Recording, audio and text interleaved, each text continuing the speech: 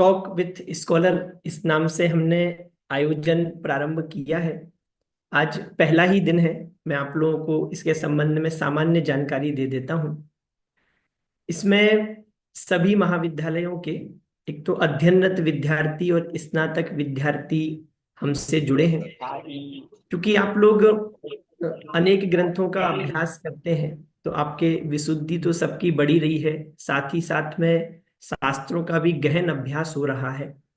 लेकिन एक कमी जो हमें हमेशा खलती है, विद्यार्थियों में लेखन, संपादन, अनुवाद, इन कलाओं का विकास नहीं हो पा रहा है। इसको ध्यान में रखते हुए हमने टॉक विथ स्कॉलर इस नाम से एक आयोजन प्रारंभ किया है, जिसमें अनेक विशेषज्ञों के माध्यम से हमें अनेक विषयों का लाभ मिलेगा।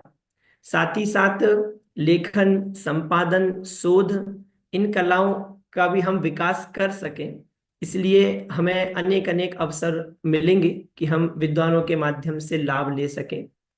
आज सबसे पहले इस आयोजन में हमें प्रोफेसर वीर सागर जी भाई साहब ने स्वीकृति दी है, जिनका विषय है अच्छा लेखक कैसे बने। भाई साहब के संबंध में हम आपके बीच में बहुत अधिक कहना उचित नहीं है, क्योंकि हम सभी आदरणीय भाई साहब के व्यक्तित्व एवं कर्तृत्व से भली भांति परिचित हैं। सामान्य जानकारी मैं आपको दूं, श्री लाल बहादुर शास्त्री राष्ट्रीय संस्कृत विद्यापीठ नई दिल्ली के जैन दर्शन विभाग में भाई साहब अभी अध्यक्ष हैं। दर्शन जगत के गणमान्य विद्वानों में वे अग्रणी हैं। भाई साहब की असाधारण प्रतिभाओं में सर्वाधिक प्रशंसनीय एवं अनुकरणीय उनकी साहित्य साधना है, जिससे हम सभी भली भांति परिचित हैं एवं सभी संस्थाओं के विद्यार्थी उसका लाभ भी नियमित रूप से ले रहे हैं। जगत में देखा जाता है, विशेष पांडित्य और सहज व्यक्तित्व ये विरोधी से प्रतीत होते हैं, लेकिन भाई साहब के व्यक्तित्व में दोनों की अद्भुत मैत्री है। बहुत सहजता से वे हम सभी विद्यार्थी के प्रति बहुत सौहार्द रखते हैं। अत्यंत व्यस्तता होते हुए भी हम सभी विद्यार्थियों के प्रति उनका अत्यंत स्नेह है कि वे हमें सहज स्वीकृति प्रदान करते हैं। आप सभी को बताऊं, आज भी भाई साहब की बहुत व्यस्तता थी, अन्य भी कार्यक्रम थे, पर उन सबको गौण करते हुए भाई साहब ने हम सभी के लाभ के लिए अपना समय दिया है। एक दर्द मैं भाई साहब का बहुत बहुत आभारी हूँ। आदरणीय वीर सागर जी भाई साहब से मैं निवेदन करता हूँ, चूंकि अपने पास समय कम है। अच्छा, उनसे मैं निवेदन करूं उससे पहले मैं आप लोगों को थोड़ी सी जानकारी दे दूं। इन सेमिनार के अंतर्गत करीबन 1 घंटे का सेमिनार है। उसमें 45 मिनट जो आमंत्रित विद्वान हैं वे अपना विषय रखेंगे। उसके बाद 15 मिनट आपको मिलेंगे। उसमें आपको यदि कोई प्रश्न हो, कोई बात समझ में नहीं आई हो, तो वो आपको वक्ता से पूछना है। हम भी आपसे कुछ प्रश्न करेंगे, आपने कितना ग्रहण किया है, कितनी बात आपको समझ में आ रही है। सभी संस्थाओं से विद्यार्थी जुड़े हैं, उनके पदाधिकारी भी जुड़े हैं, तो हम भी आपसे कुछ प्रश्न करेंगे। तो उसके लिए हमने 15 मिनट का चर्चा सत्र रखा है। अब मैं विलंब ना करते हुए आदरणीय वीर सागर जी भाई सबसे निवेदन करता हूं, वे अपना विषय प्रारंभ करें।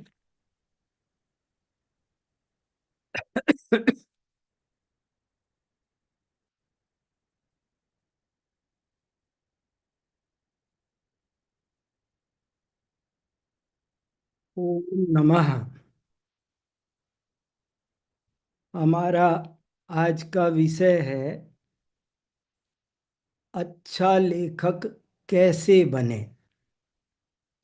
श्रेष्ठ लेखक कैसे बने। बहुत ही महत्वपूर्ण विषय मेरी दृष्टि में ये है, और बड़े बड़े लेखकों ने, विद्वानों ने, आचार्यों ने लेखक बनना एक बहुत बड़ी बात कही है।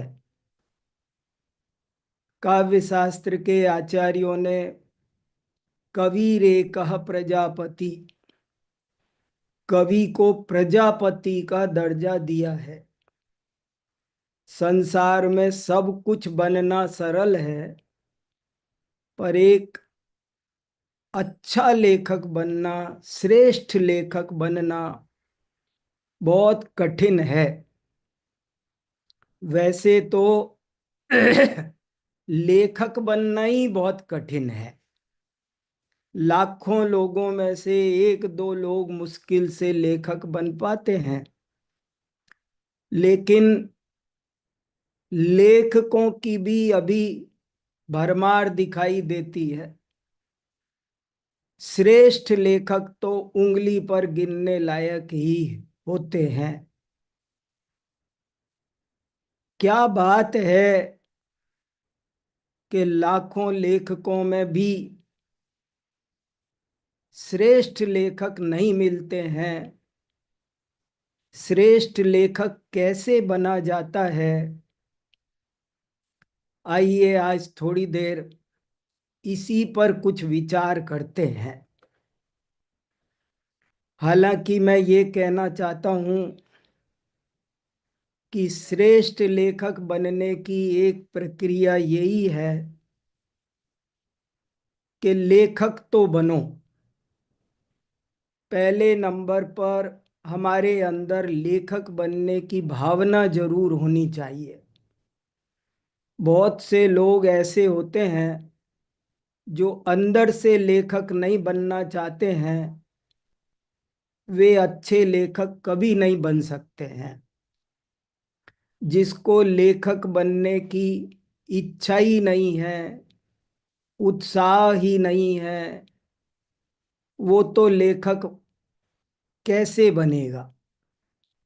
इसलिए पहले नंबर तो मैं सभी से ये कहना चाहता हूँ कि वे ये तय करें कि मुझे लेखक बनना है।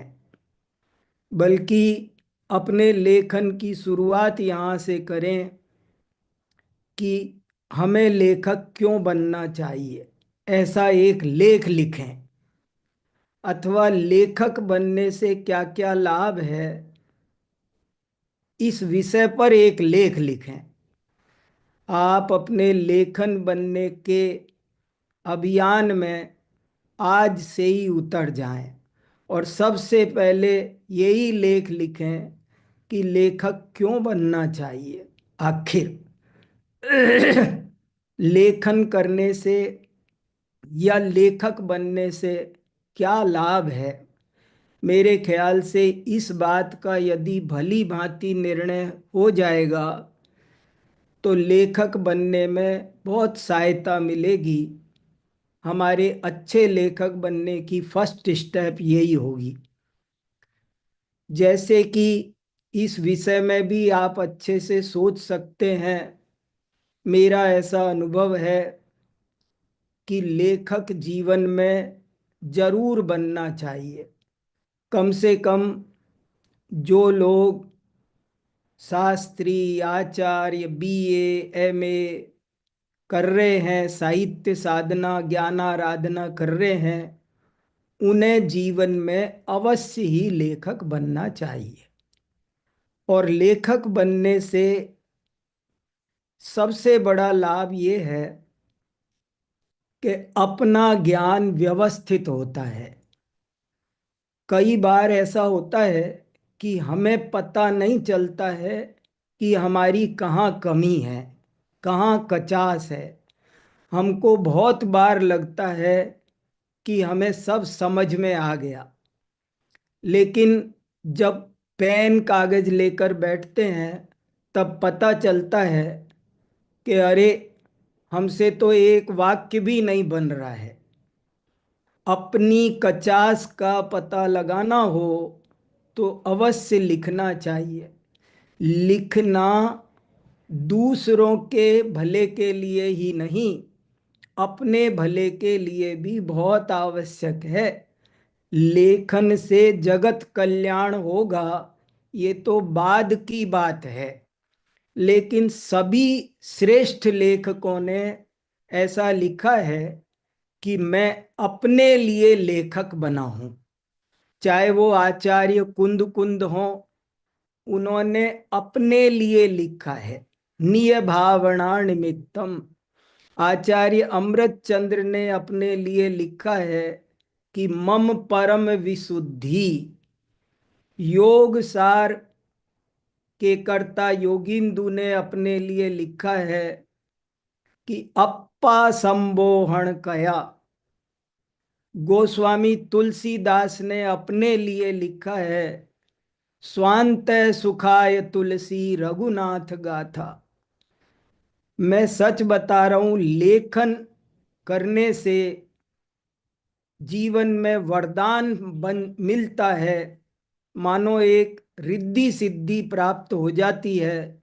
जीवन में कभी बोरियत महसूस नहीं होती है, कभी आपको टाइम पास करने के लिए इधर उधर नहीं जाना पड़ता है, अपना उपयोग बहुत निर्मल होता है, अपने ज्ञान का कच्चापन दूर होता है, अपना ज्ञान बहुत मजबूत होता है।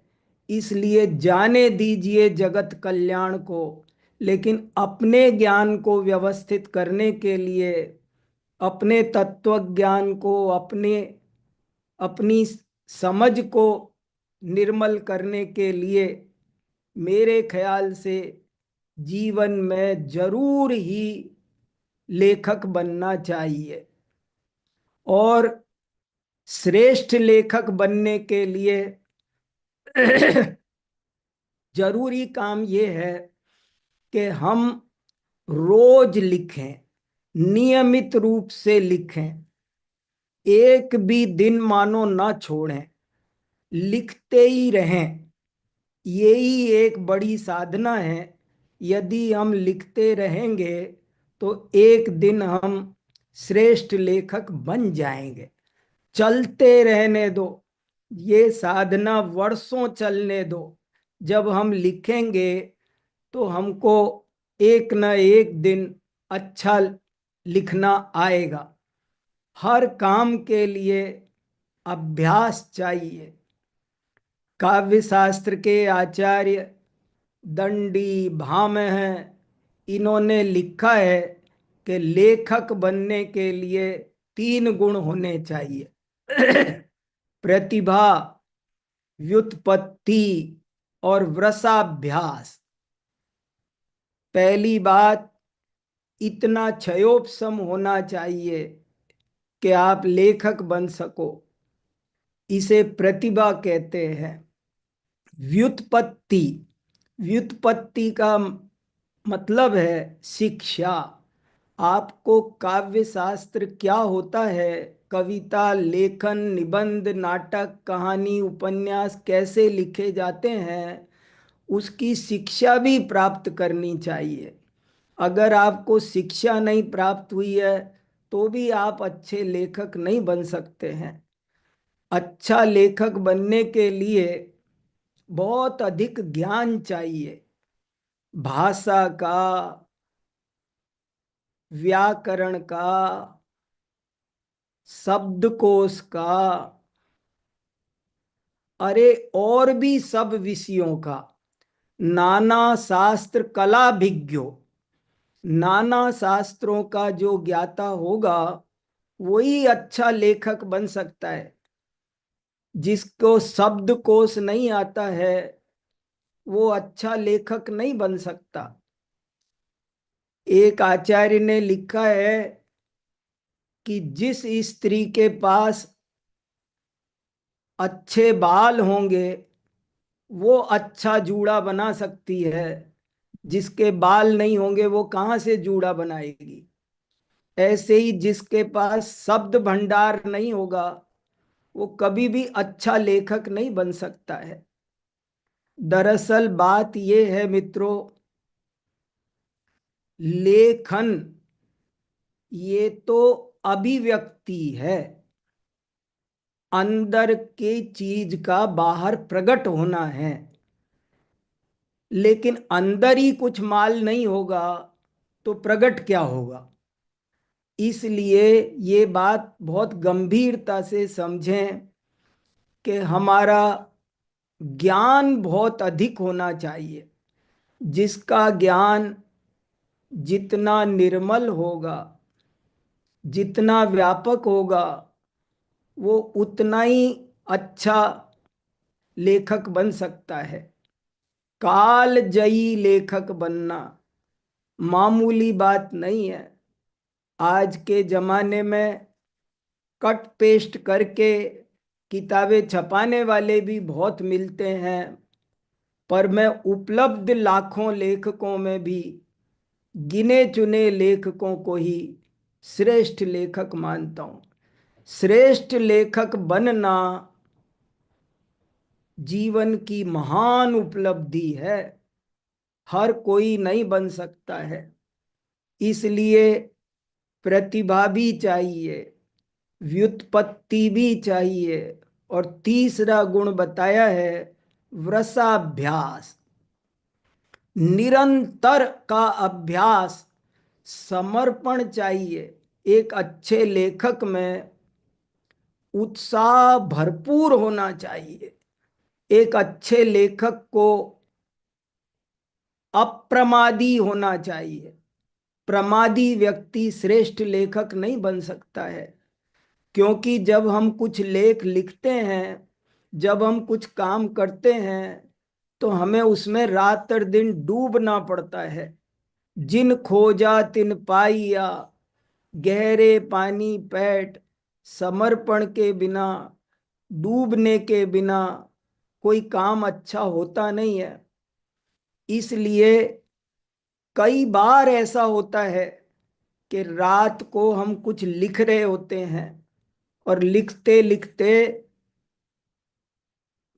लाइट बंद करके लेट जाते हैं सोने के लिए, लेकिन फिर कुछ बात याद आती है और फिर उठ करके कागज पर लिखते हैं, फिर लाइट बंद करके सोते हैं, फिर याद आता है, फिर उठते हैं, फिर लिखते हैं, बारंबार जेब में कागज पेन रखते हैं। बहुत अपने लेख को बार बार पढ़ने वाले चाहिए। मैं ऐसे बहुत लेखकों को जानता हूँ कि जो लिखते तो हैं, लेकिन कभी खुद भी उसे नहीं पढ़ते हैं दोबारा।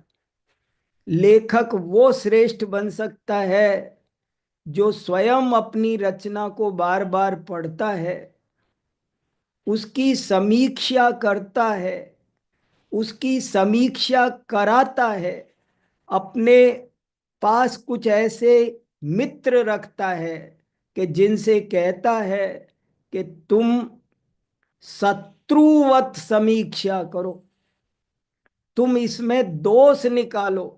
दोष निकालने वालों को धन्यवाद देता है, उनका उपकार मानता है, और अभ्यास की अपरंपार महिमा है।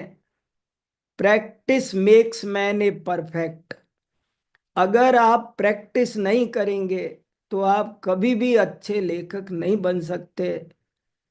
हमारे गुरुजी उदाहरण देते थे कि आपको फाड़ू रोग हो जाना चाहिए। फाड़ू रोग का मतलब यह है कि एक व्यक्ति रोजाना रात को 10-20 पन्ने लिखता था और लिखकर सो जाता था। सुबह उठकर फिर उनको पढ़ता था और फाड़ कर डस्टबिन में डाल देता था और दोबारा लिखता था। ये कई बार ऐसा ही होता था। तो उसकी माँ ने समझा कि इस बच्चे को फाड़ू रोग हो गया है, लिखता है और फाड़ता है। एक बार किसी ने विनोबा भावे से पूछा कि बाबा, मुझे श्रेष्ठ लेखक बनना है, बताओ क्या करूं। तो विनोबा भावे ने उत्तर दिया कि तुमने जो कुछ लिखा है उसे फाड़ कर फेंक दो और शांति से विचार करो कि क्या साहित्य जगत की अब कोई हानि हुई। और यदि तुम्हें लगे कि मेरा वो अमुक लेख बहुत महत्वपूर्ण था, उसके नष्ट होने से बहुत बड़ा नुकसान साहित्य जगत का हुआ है, तो उस लेख को तुम फिर से लिखो, तुम एक श्रेष्ठ लेखक बन जाओगे। कहने का मतलब यह है, दुनिया में करोड़पति बनना आसान है, अरबपति बनना आसान है, कुलपति बनना आसान है, राष्ट्रपति बनना भी आसान है, लेकिन कवि रे कह प्रजापति, लेकिन लेखक बनना आसान नहीं है। और वो भी श्रेष्ठ लेखक। श्रेष्ठ लेखक बनना तो जीवन के अंतिम क्षण तक भी अगर हम श्रेष्ठ लेखक बन सके तो बहुत बड़ी उपलब्धि होगी। इसलिए लगे रहो, निरंतर लगे रहो। तो क्या करना चाहिए श्रेष्ठ लेखक बनने के लिए? थोड़ी कुछ और बातें मैं पॉइंट वाइज आपके सामने रखना चाहता हूँ। मैंने दो तीन पॉइंट तो बहुत महत्वपूर्ण आपके सामने रख दिए हैं कि पहले तो हमें लेखक बनने की आवश्यकता समझ में आनी चाहिए। लेखक बनना धन के लिए नहीं, लेखक बनना यश के लिए भी नहीं। यद्यपि काव्यम यश से अर्थ कृते, काव्य शास्त्रियों ने कहा है कि लिखने से धन भी प्राप्त होता है और यश भी प्राप्त होता है, लेकिन श्रेष्ठ लेखक वो है जो धन के लिए नहीं लिखता, जो यश के लिए नहीं लिखता, बल्कि विशुद्ध स्वपर कल्याण की भावना से लिखता है।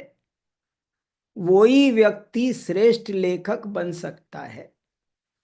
देखिए, मैंने नया एक स्टेप उठा लिया है, मैं जिसकी ओर आपका ध्यान आकर्षित कर रहा हूं। लेखक बनने के लिए दो गुण होने चाहिए। अब मैंने दूसरा गुण भी उठा लिया है। पहला गुण तो ये कि हमें ज्ञान अच्छा होना चाहिए। पहली बात तो, जिसे एक बात बहुत ठोक बजा करके समझ लेना चाहिए कि जिसे स्वयं बात समझ में नहीं आई होगी, जिसका स्वयं का ज्ञान निर्मल नहीं हुआ होगा, वो दूसरों को भी भटकाएगा। इसीलिए लेखक या कवि दो प्रकार के बताए गए हैं, सुकवि और कुकवि। जिसे जब तत्व ज्ञान हो जाता है तो वो बनारसी दास की तरह अपने पुराने अशुद्ध लेखन को, हानिकारक लेखन को जमुना में फेंक देता है, नष्ट कर देता है। लेखक वो है जिसने पहले अपना जीवन दर्शन सही किया है, जो पहले स्वयं गहरी स्टडी करके सत्य को समझा हो, वही दूसरे को समझा सकता है। तो अच्छा लेखक बनने के लिए जो हमको सबसे बड़ा महान यज्ञ पूरा करना है वो ये है कि हमें निर्मल ज्ञान प्राप्त करना है, सम्यक ज्ञान प्राप्त करना है। ये सबसे ज्यादा जरूरी काम है। इस पर मेहनत होनी चाहिए, इस पर रस्साकसी होनी चाहिए कि मैं स्वयं बात को अच्छी तरह कैसे समझूं। और नंबर दो, जो मैंने अभी दूसरा पॉइंट उठाया है, वो ये कि आपके अंदर विशुद्ध जगत कल्याण की कामना होनी चाहिए। आपका दिल जगत कल्याण की कामना से लबालब भरा होना चाहिए।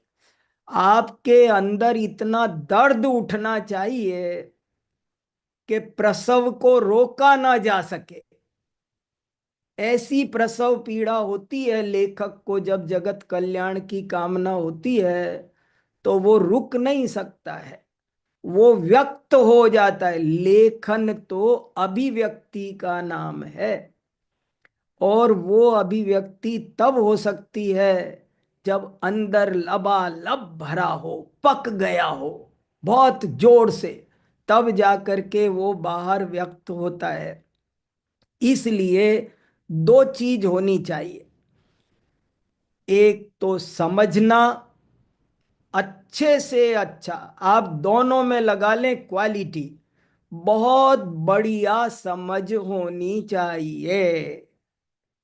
नंबर दो, समझाने की भावना भी बहुत बढ़िया होनी चाहिए। वो ही श्रेष्ठ लेखक हो सकता है।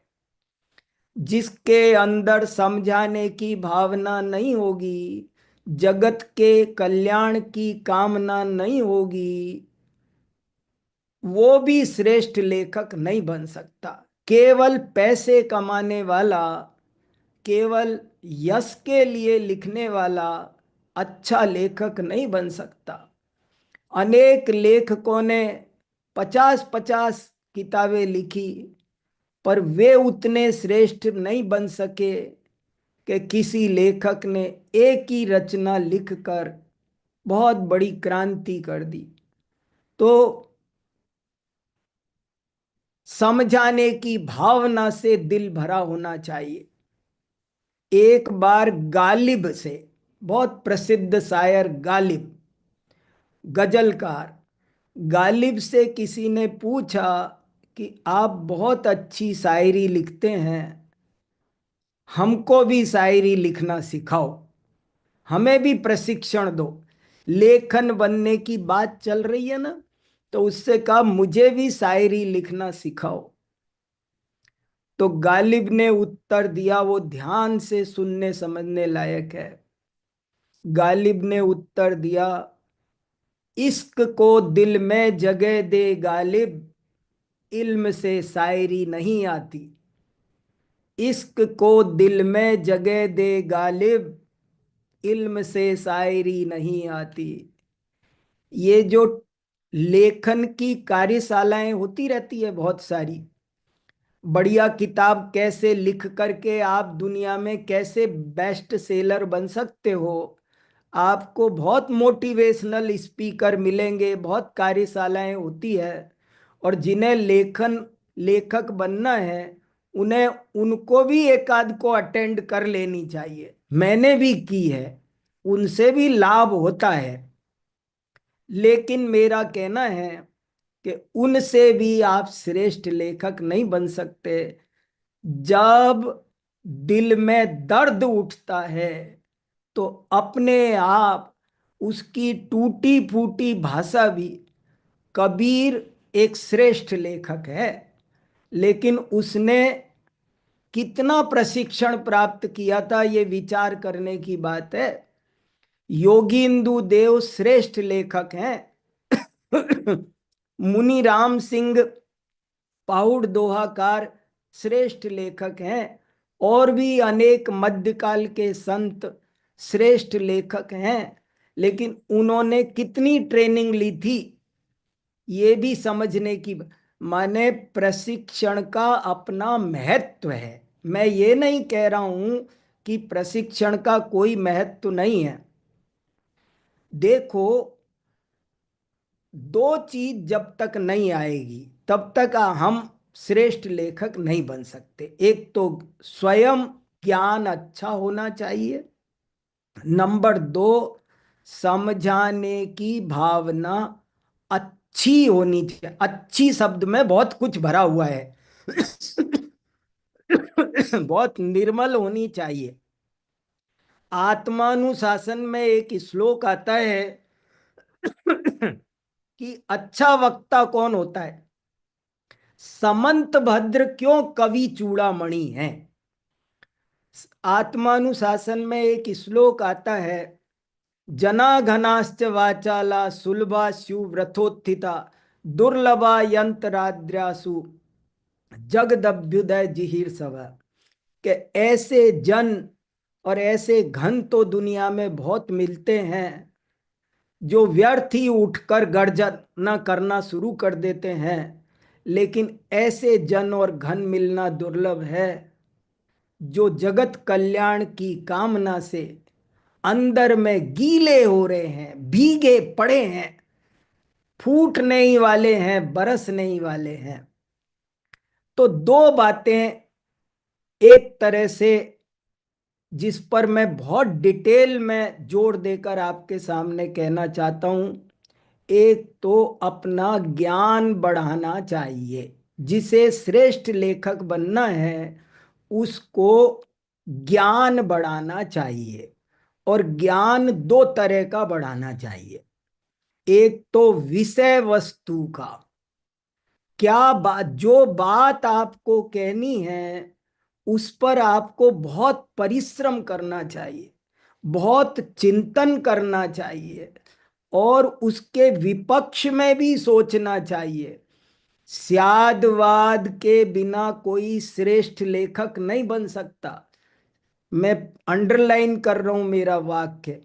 स्यादवादी ही श्रेष्ठ लेखक हो सकता है, वरना वो एक पक्ष लिखेगा, एकांतवाद का विष बहाएगा वो अपनी किताबों में, और कुछ नहीं करेगा, खुद भी डूबेगा और दूसरों को भी डुबाएगा। हर विषय पर आपको उसके विपक्ष में जाकर जरूर सोचना चाहिए। सिक्के का दूसरा पहलू जरूर देखना चाहिए, और वो भी उतना गलत नहीं होता है जितना हम अक्सर समझ लेते हैं। इसलिए एक स्यादवाद हमारे जीवन में कुतुब नुमा का काम कर सकता है। जो व्यक्ति स्यादवादी होगा वो ही निर्मल ज्ञान कर सकता है। तो इसलिए पहले नंबर मैं अपने विषय का चार्ट बना सकता हूँ। मेरे बस का नहीं था, नहीं, मुझे स्वानुभव जी ने कहा था पीपीटी वगैरह बनाने को, मैं नहीं बना सका। लेकिन मेरे चित्त में मेरी बात बहुत व्यवस्थित है। और अभी सुबह से तो मुझे कहीं जाना था तो गया नहीं, क्योंकि मेरा इस विषय में मन लग गया, डूब गया है बहुत गहराई से। और मैं विचार कर रहा हूं कि श्रेष्ठ लेखक कैसे बना जा सकता है। पहले नंबर, आप स्वयं बात को अच्छी तरह समझें। विषय वस्तु गलत नहीं जानी चाहिए आपकी लेखनी से।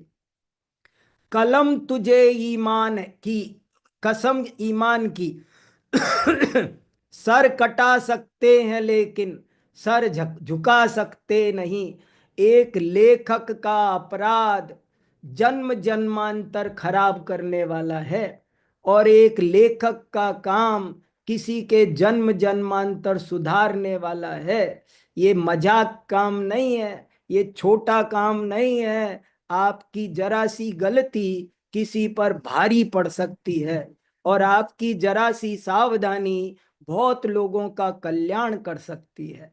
इसलिए पहले नंबर तो विषय वस्तु की बहुत बढ़िया समझ करनी, बिल्कुल निष्पक्ष होकर। लेखक बनने के लिए न्याय शास्त्र की आत्मा समझनी चाहिए। अगर आपके अंदर पक्षपात है तो आप कभी भी महान लेखक नहीं बन सकते। आपको सार्वजनिक लेखक बनना चाहिए।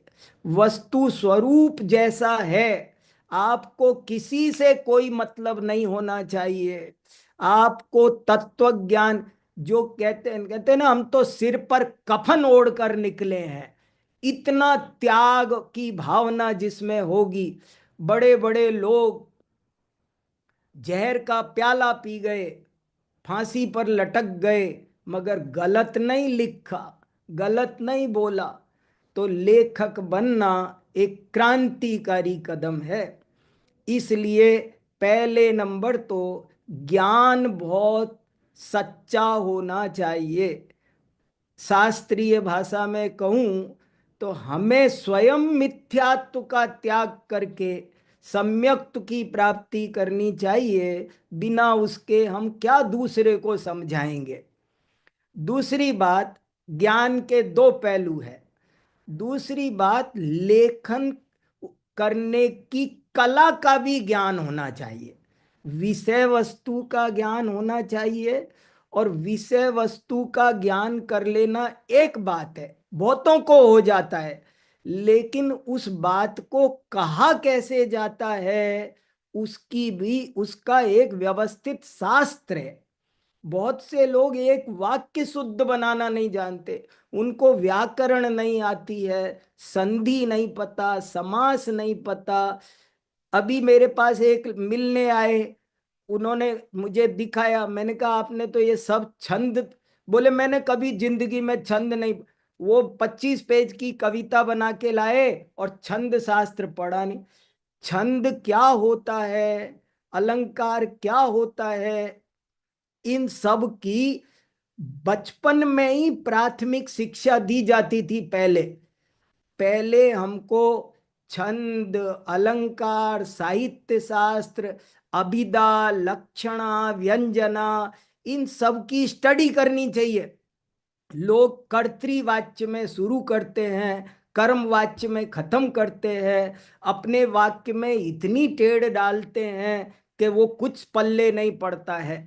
सीधा सरल अच्छा वाक्य बनाना, शुद्ध वाक्य बनाना, ये भी सीखने की जरूरत है। अगर आप कविता लिखते हैं तो थोड़ा छंद, अलंकार, इनका भी ज्ञान होना जरूरी है। अरे साहब, अगर आप एक कहानी भी लिख रहे हैं तो आपको नाना शास्त्रों का ज्ञान होना चाहिए, वरना आप कहानी भी अच्छी नहीं लिख सकते। एक कहानी अगर आप लिख रहे हैं तो राजा का महल कैसा होना चाहिए वो आपको पता होना चाहिए, क्योंकि राजा का आगे आप उन्नति दिखा रहे, अवनति दिखा रहे हैं। अगर आपको वो पता नहीं है तो आप गड़बड़ कर दोगे। अगर आपको जंतु, अगर आप कहानी लिख रहे हैं तो आपको शेर का स्वभाव कैसा होता है, सियार का कैसा होता है, सियार की जगह शेर नहीं रखा जा सकता है, शेर की जगह सियार नहीं रखा। वनस्पति विज्ञान, भूगोल आदि अनेक विद्याओं के ज्ञाता ही पंचतंत्र क्यों अमर हो गया, उसमें बड़ा रहस्य है। मैं एक एक कहानी पर एक एक घंटा बात कर सकता हूं, उसमें कितना मर्म भरा हुआ है। ऐसे ही नहीं वो हजारों सालों से टिक गई है। अच्छा लेखक यावत चंद्र दिवाकरौ टिकता है। अब कम लिखो पर बढ़िया लिखो, मेहनत करो, अपने लेख को 36 बार पढ़ो, 36 बार पढ़ाओ, सोचो क्या कमी है और पूछो, विनम्रता से पूछो, लिखते रहो, डायरी लिखो। मैंने मेरे जीवन में कम से कम 1 लाख पेज लिखे हैं। आपके सामने भले 500-700 हजार पेज होंगे, लेकिन मैंने 1 लाख पृष्ठ लिखे हैं इस हाथ से। मुझे पता है कितने फाड़े हैं और कितनों से ये अलमारी भरी रखी है। तो डायरी लिखो, आपको डायरी लिखनी पड़ेगी। आप कैसे भी, छपने की जल्दबाजी नहीं, जो होगा देखा जाएगा। और छपने को भी कोई दिक्कत नहीं है। जैन समाज में ही आज 450 पत्रिकाएं निकलती है, आप भेजेंगे तो छपेंगे भी। तो पहली बात, आपको विषय वस्तु का ज्ञान अच्छा होना चाहिए। नंबर 2, आपको लेखन कला क्या होती है इस पर भी बहुत विधिवत वर्कशॉप अटेंड करनी चाहिए। संधि, मैंने एक लेख लिखा है, सूत्र के 32 दोष। एक एक लाइन लिखने में पसीना छूटता है। अच्छे लेखकों की एक लाइन, धवला पुस्तक 9 में लिखा है कि अक्षर प्रमाण श्रुत ज्ञान भी केवल ज्ञान दिला सकता है, लेकिन ये तब हो सकता है जब श्रेष्ठ लेखक लिखे। अल्पाक्षर हो, असंदिग्ध, अपनी बात को स्पष्ट करने की कला आनी चाहिए। जरूरत पड़े तो दृष्टांत देना चाहिए। दृष्टांतों पर भी मेहनत करते हैं अच्छे लेखक। कोई भी दृष्टांत नहीं, कोशिश करते हैं कि दृष्टांत सटीक हो, सांगोपांग हो, कम से कम उसमें दोष हो, अधिक से अधिक निर्दोष बने। तो ऐसे करके ये सब बातें यदि हमने अपनाई तो हम एक अच्छे लेखक बन जाएंगे। और बन गए तो समझ लो जीवन उपवन बन जाएगा, जीवन नंदनवन बन जाएगा। अगर हम लेखक बन गए तो हमारी रचनाएं हमारे ही काम आएंगी। इसलिए अब 3 पॉइंट हुए। पहली बात, हमको विषय वस्तु का ज्ञान बहुत अच्छा होना चाहिए। दूसरी बात, हमको लेखन कला वो भी सीखनी चाहिए। भाषा, व्याकरण, शब्दकोश, छंद, अलंकार। अगर आप जो विषय, अगर आप नाटक लिख रहे हैं तो आपको आपकी पर्यवेक्षण क्षमता बहुत गहरी होनी चाहिए। ऐस देश काल वातावरण का ज्ञान नहीं हुआ। एक और बहुत जरूरी पॉइंट है श्रेष्ठ लेखक बनने के लिए, और उस पर भी मैंने एक लेख लिखा है, जैनाचार्यों की समकालीन युग चेतना। एक लेखक को क्या चीज कैसे कही जाती है, वर्तमान में क्या माहौल है, ये भी जानना बहुत जरूरी है। आचार्य कुंद कुंद प्राकृत में लिख रहे थे, लेकिन उमा स्वामी ने नहीं लिखा, उन्होंने संस्कृत में लिखा। कुंद कुंद गाथा लिख रहे थे, लेकिन उमा स्वामी ने सूत्र लिखे।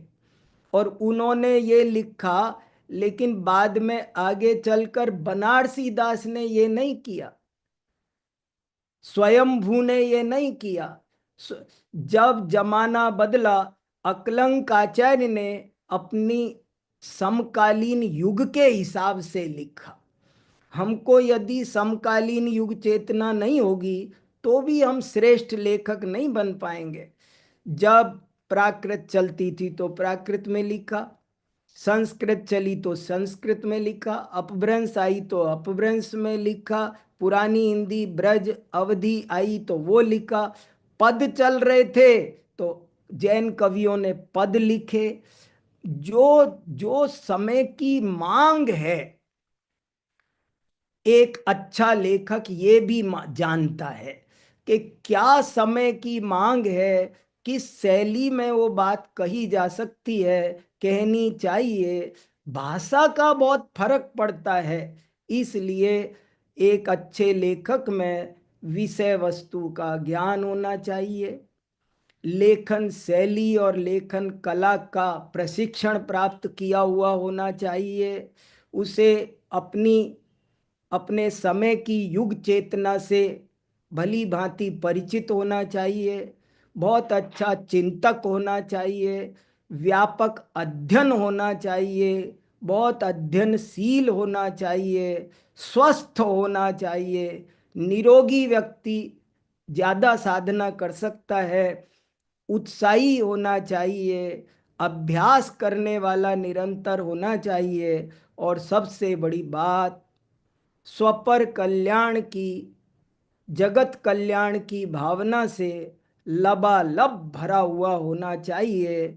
दिल से करुणा की धारा बहेगी तो उसका लेखन गारंटी से प्रभावशाली होगा, जीवन परिवर्तन करने वाला बनेगा, वरना वो ऐसे ही रह जाएगा। इसलिए मैं सभी से ये निवेदन करना चाहता हूँ, जो लोग मुझे आज सुन रहे हैं, कि आप लोग लेखक जरूर से जरूर बनो, कोशिश करो। आज नहीं तो कल बन जाओगे। सब लोग मिलकर करो, एक दूसरे का हाथ थामो, हम मिल करके जरूर कुछ काम कर लेंगे। बहुत जरूरी है, और किस विषय पर काम करना है उसके हिसाब से थोड़ी अलग अलग योग्यताओं की जरूरत होती है, पर मैंने उसको अभी नहीं लिया है। सामान्य चर्चा ही आपके बीच में रखी है। अगर मेरी इस चर्चा से आप लोगों को लेखक बनने की प्रेरणा मिले और श्रेष्ठ लेखक बनने की भावना जगे, तो मैं अपना ये सारा परिश्रम सफल समझूंगा। आप सब अच्छे लेखक बनो। अंत में एक बार फिर से यही प्रेरणा देता हुआ और शुभकामनाएं देता हुआ मैं अपनी वाणी को विराम देता हूँ। बहुत बहुत धन्यवाद। एक अच्छा लेखक बनने के लिए लेखन कला आनी चाहिए, स्वयं अनेक विषयों का व्यवस्थित ज्ञान होना चाहिए, समय की युग चेतना से परिचय होना चाहिए। ऐसे बहुत ही मार्मिक बिंदुओं के आधार से आदरणीय वीर सागर जी भाई साहब ने हम सभी के समक्ष अपना विषय प्रस्तुत किया। जब स्वयं अनुभव होता है तो वो बात बहुत व्यवस्थित ढंग से प्रस्तुत हो सकती है। आदरणीय भाई साहब स्वयं बहुत अच्छे लेखक हैं, इसलिए उन्होंने जो भी बिंदु हम सभी के समक्ष कहे हैं वह उनका खुद का अनुभव है, और वे अपनी साहित्य साधना से आज इस लेवल तक, इस मुकाम तक पहुंचे हैं कि वे बहुत अच्छा विषय हम सभी के समक्ष रख रहे हैं, हम सभी के लिए प्रेरणा स्रोत हैं। बहुत से विद्यार्थियों का मेरे पास आया है कि भैया हमें आप बोलने का अवसर दें। थोड़ा मैं आपको पहले बता देता हूं, क्योंकि हमारे पास समय बहुत कम है। हमने 1 घंटे का ही समय रखा है, और बहुत बिंदु बच्चों की भावना है कि हम जो हमने अभी विषय सुना है उस पर अपने विचार रखें, पर हम सबको तो मौका नहीं देंगे। कुछ 2-3 विद्यार्थियों को मैं मौका दूंगा। आप लोगों को मैं बता दूं, पहली बार मुझे ऐसा देखने अवसर मिल रहा है कि ऑनलाइन प्लेटफॉर्म पर व्यवस्थित सारी संस्थाओं के विद्यार्थी एक साथ जुड़े हैं। आदरणीय भाई साहब को भी मैं बताना चाहता हूँ, सारी संस्था के विद्यार्थी अ, आपको सुनने के लिए, इस विषय के संबंध में व्यवस्थित ज्ञान प्राप्त करने के लिए जुड़े हैं।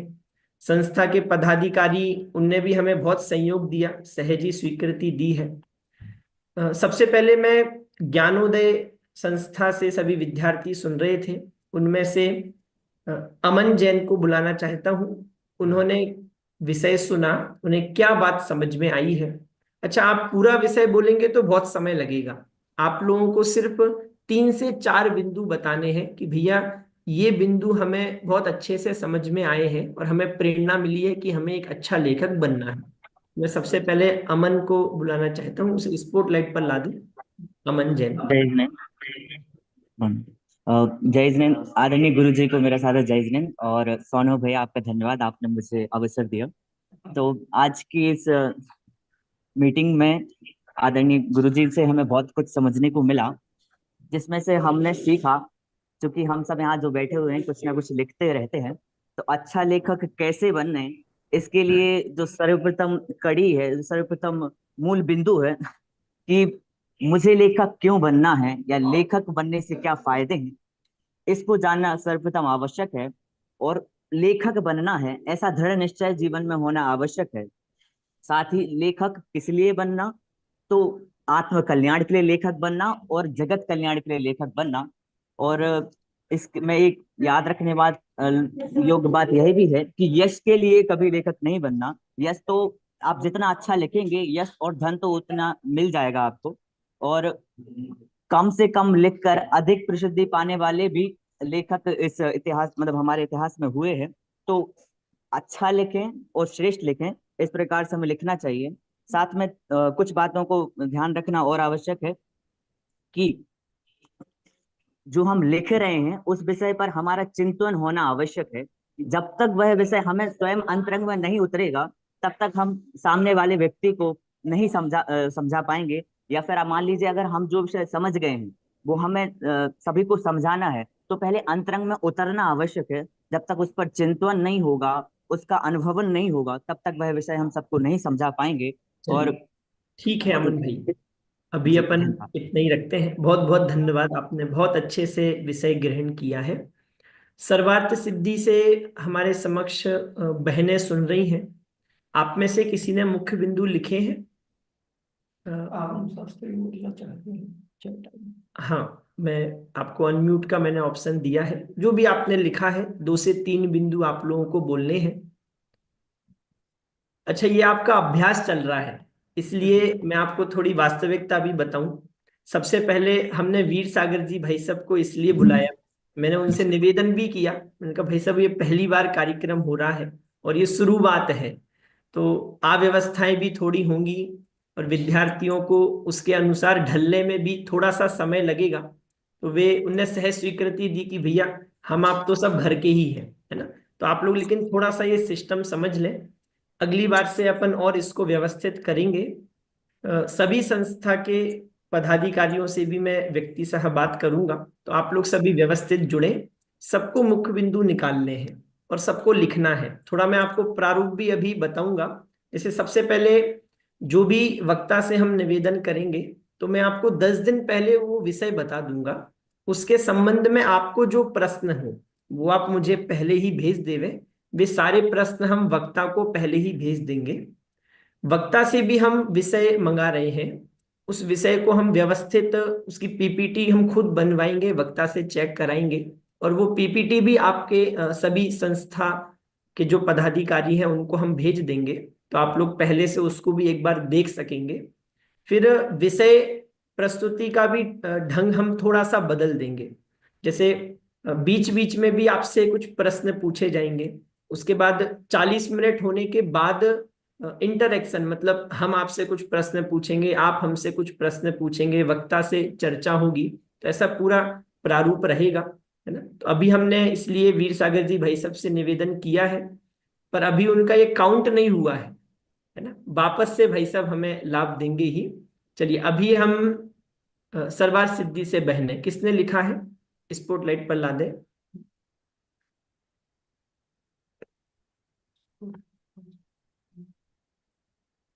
चलिए ठीक है, लिखा है, हाँ बोलिए।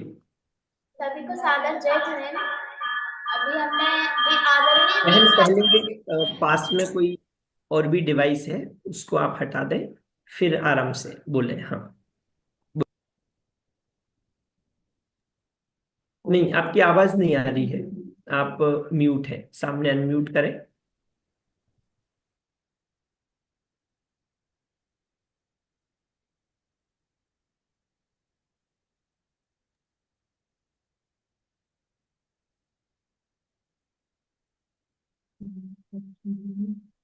हाँ बोलो। बोलिए।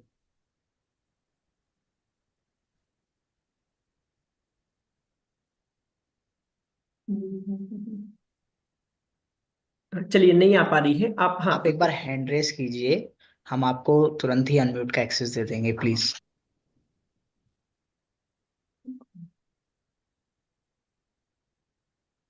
हाँ सभी को सादर जय जिनेन्द्र। अभी हमने आदरणीय वीर सागर जी द्वारा सुना कि अच्छे लेखक कैसे बने। उसमें से कुछ बिंदु है कि लेखन करने से जगत का कल्याण तो होता ही है, परंतु जो सभी लेखक लिखते हैं वो किस लिए लिखते हैं कि उससे लेखन करने से वो स्वयं के लिए लेखन लिखते हैं। ऐसा बहुत सारे आचार्यों ने भी लिखा है। कुंद आचार्य भी लिखते हैं कि भावना निमित्तम। अमृत चंद्राचार्य देव भी लिखते हैं कि मम परम विशुद्धि। इसी को आचार्य योगेंद्र देव ने योगसार जी ग्रंथ में भी कहा है कि अपा संमोहन कामति, जो लेखन हम कर रहे हैं वो अपने लिए कर रहे हैं। फिर कहा कि लेखक के 3 गुण होते हैं, ऐसा काव्य शास्त्र में कहा है। पहला गुण होता है प्रतिभा, दूसरा गुण होता है व्युत्पत्ति और तीसरा गुण होता है रसाभ्यास। Very good. उस लिखने की जो साधना है उससे हम श्रेष्ठ लेखक बन सकते हैं। और जो नाना शास्त्रों का ज्ञाता होगा, जिसके पास शब्दों का भंडार ज्यादा होगा, वही एक श्रेष्ठ लेखक बनने की क्षमता को रखता है। फिर कहा कि लेखन तो अभिव्यक्ति का नाम है, अर्थात जो अंदर की चीज है उसका बाहर प्रकट होना वही लेखन है। और अभी हमारे अंदर में कुछ होगा ही नहीं तो बाहर प्रकट कैसे होगा। इसलिए ज्ञान आवश्यक है, शब्दों का भंडार आवश्यक है। इस प्रकार अभी हमने वीर सागर जी से इस विषय के बारे में सुना। धन्यवाद। चलिए बहुत बहुत धन्यवाद बहन का। अब ज्ञानार्थी विद्यार्थियों में से आगम भाई, बहुत संक्षेप में सिर्फ आपको 2 बिंदु बताने हैं, कौन से सबसे अच्छे बिंदु लगे हैं। इसके बाद शाश्वत धाम से में से कोई बहन बोलना चाह रही है, उनको हम अवसर देंगे।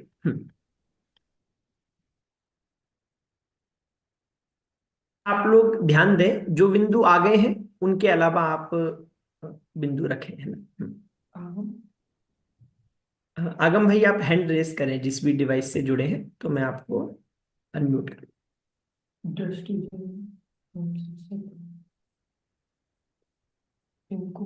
हाँ बोलिए भाई। आदरणीय पंडित जी एवं उपस्थित सभी विद्वान, आदरणीय सानुभव भैया, सभी को मेरा सादर जय जिनेन्द्र। अभी जो आदरणीय पंडित जी का हमने व्याख्यान सुना, उसमें से कुछ जो पॉइंट मुझे ज्यादा अच्छे लगे हैं वो प्रस्तुत हैं। पहले तो आदरणीय पंडित जी ने 3 गुण बताए थे। पहला तो प्रतिभा, यानी हमें क्षयक्षम होना चाहिए। उसके बाद दूसरा व्युत्पत्ति, यानी शिक्षा प्राप्त करनी चाहिए। और तीसरा उन्होंने बताया था व्रताभ्यास। इसी के बीच में उन्होंने एक उदाहरण दिया था एक स्त्री का, कि जिस स्त्री के बाल ज्यादा होंगे उसी का तो जूड़ा बनेगा। उसी प्रकार जिसके पास ज्ञान ज्यादा होगा वही अच्छा से अच्छा लेख लिख पाएगा। फिर आगे भी आदरणीय पंडित जी ने 2 गुण और बताए थे लास्ट में, कि एक तो 2 तरीके का ज्ञान बढ़ना चाहिए, एक तो विषय वस्तु का, और स्यादवाद का मुझे बहुत अच्छा लगा था कि स्यादवाद के बिना मतलब हमें अपने साथ ऐसे दोस्त रखने चाहिए जो हमारी कटाई भी करे, उसमें तभी हम अच्छे लेखक बन पाएंगे। इस प्रकार से युक्त चेतना उत्साह होना चाहिए। ऐसे आदरणीय पंडित जी के द्वारा लाभ लिया हमने। चलिए बहुत बढ़िया। अच्छा भैया आप लोग सब उत्साहवर्धन,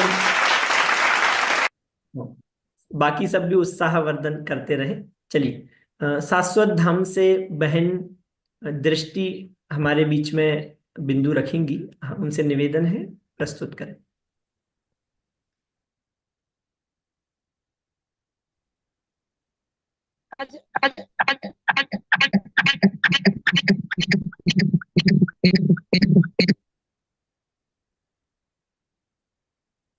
आज हमने आदरणीय वीर सागर जी के वक्तव्य को सुना, अच्छा लेखक कैसे बने।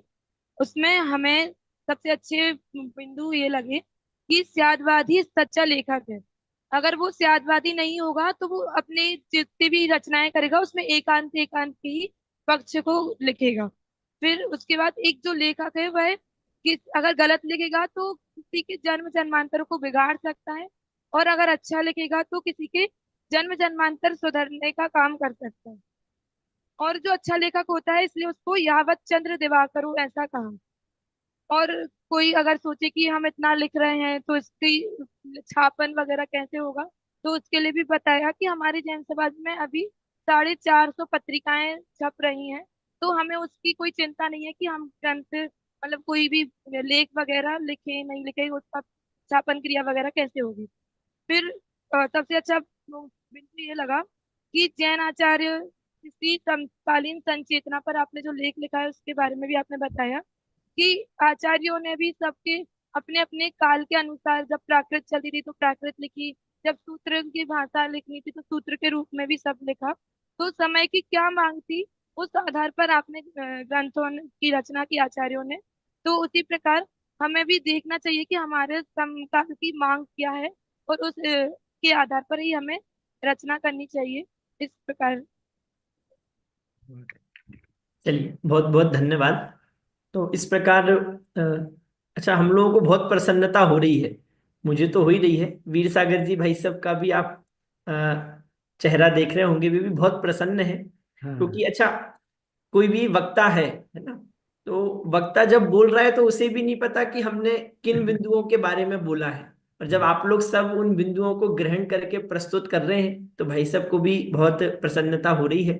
आप लोगों ने सबने बहुत अच्छे से विषय सुना है, समझा है, इसलिए आप लोगों का भी सबका बहुत बहुत धन्यवाद। अगला जो भी सेमिनार होगा, वेबिनार होगा, उसकी सूचना हम आपको पहले से ही दे देंगे। बस थोड़ा सा हम अनुशासन रखें, समय से जुड़ें, व्यवस्थित। जो भी वक्ता हमने बुलाए हैं आमंत्रित विद्वान, उन सबका समय बहुत कीमती है, तो हम उसका उपयोग कर सकें। चलिए अभी सभी का बहुत बहुत धन्यवाद। मैं राजेश जी भाई साहब जो कि इस आयोजन में हमारे अनन्य सहयोगी हैं, मैं उनसे निवेदन करना चाहता हूँ वे आभार प्रदर्शन के लिए पधारें। राजेश जी भाई साहब।